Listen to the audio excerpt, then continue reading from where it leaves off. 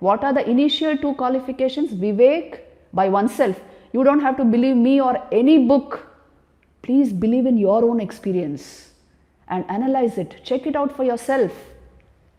Vivek and Vairagya. A certain level of detachment from the mere sense life so that I am able to glimpse the higher life by myself in my own system. The third qualification for Vedanta is what is called Shat Sampatti. 6 group of treasures. They are really treasures of the inner life. What are they? One by one we will dwell upon them. The first one is Shama. The 6 treasures are Shama, Dhama, Uparati, Titiksha, Shraddha, Samadhan. Shama means calmness of mind, calmness of disposition, a natural tendency to remain quiet mentally. That doesn't mean low energy. Please understand this. High energy people, highly sattvic people can be very calm. In fact, they are calm. And the Rajasic are overactive but in mediocre energy, medium energy. Tamasic may appear to be doing a whole lot of things, but in tamas they are doing it in very low energy level. So the sattvic mind is illuminating. It is clear. It is full of energy, yet it is quiet and calm. This is a possibility. So Shama means this state. Deep inner calmness, quietude within yourself. Dhama means ability to control the senses, sense organs, and through that to ability to control the mind. Dhama means to put down or to control. So what our senses are exposed to, this becomes the actual content of your mind. Have you seen this? Your thoughts are generated as per your sense exposures. So take care. That is why we always say sattvic habits and ways of living are important. This is Dhama, the second important treasure of the spiritual life. Uparati is the ability to withdraw your senses from sense objects. Not enough just to know that, oh, this will not get me enough, but the ability to turn back the senses and the mind from mere sense objects. This is Uparati, the opposite of Rati. Not moving towards them, but moving away from them. The fourth is what is called Titiksha. Titiksha is very beautiful, forbearance, ability to bear with all the dualities and polarities of life so that I am able to keep my calm state of mind so as to be able to do sadhana. So if you are really smart, you will do everything necessary for sadhana. You will create that atmosphere around you. It's not enough to have smart gadgets. We must be really smart people using smart gadgets. We must know how to create the ambience for sadhana in our own homes where we are. So Titiksha gives you that ability. You are habitually calm and forbearing by nature.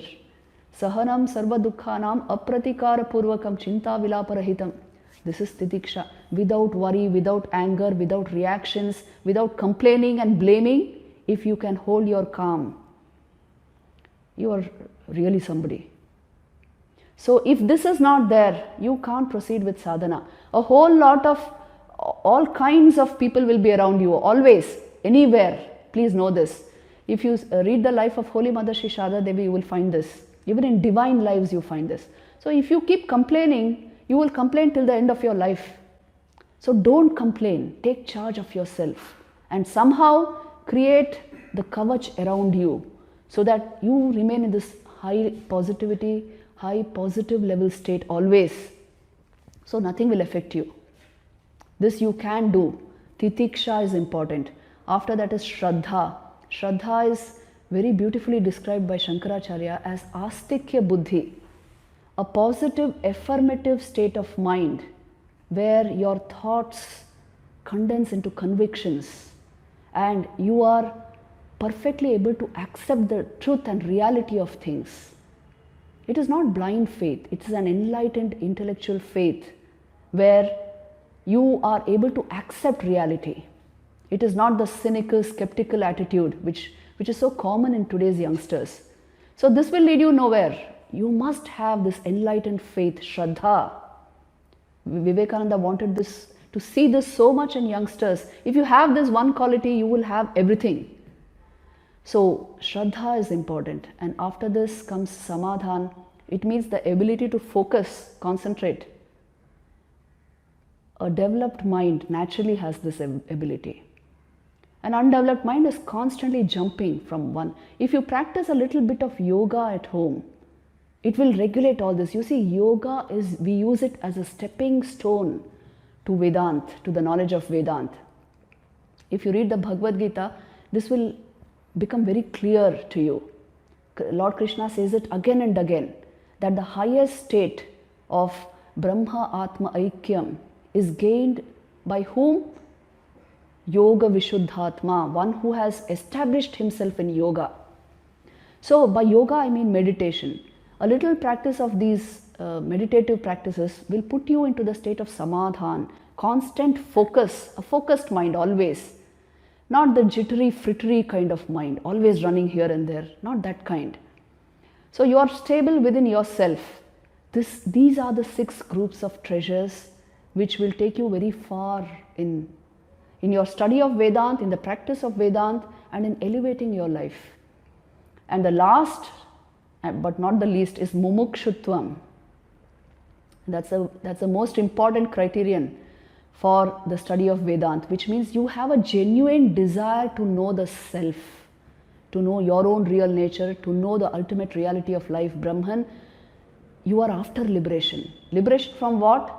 Liberation from the bound state of existence, bound to the sense life, bound to compulsive habits, bound to conditioned thinking. You want to get out of this. This is the freedom which you adore. This is the freedom which you covet.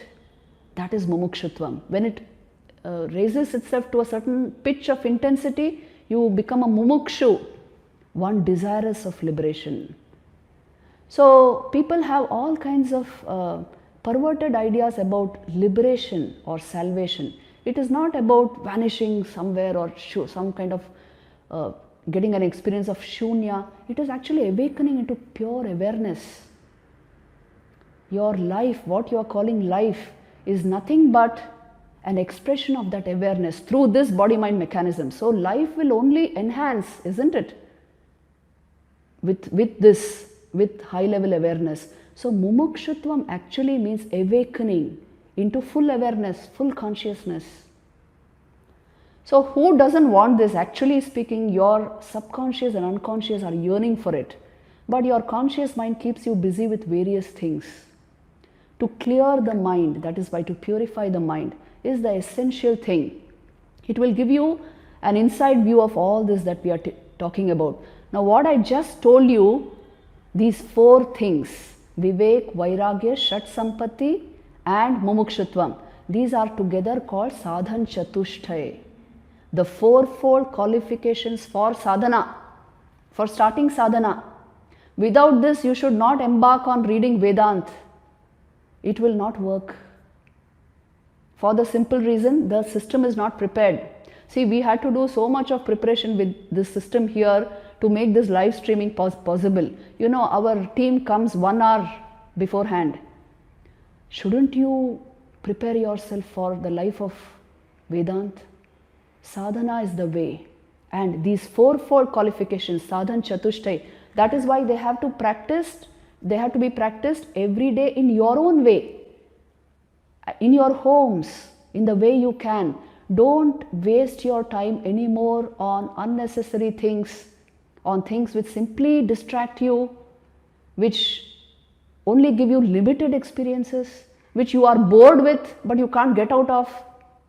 Now you must renew your resolutions and start with a fresh life, the life of sadhana. Commit yourself at least for an hour a day, 1 hour every day for sadhana. Preferably early mornings and sometime maybe in the evening, dusk time. But twice a day, if you can sit for sadhana, you will get a lot in spiritual life. Every day you grow from within. Growth is always from within. The triggers may be outside, but growth happens from within you. The seat of your experience is within you. So please start with some form of sadhana. I will not recommend the study of Vedanta nor encourage it without some form of spiritual practice in your own lives. I am very insistent about this. In the Sunday classes which we used to have here the offline classes, the classes which were regular for I think the past 4 years, I was absolutely insistent that meditation was being practiced in the shrine before they came to the class. Otherwise, no point, don't come. There's no point.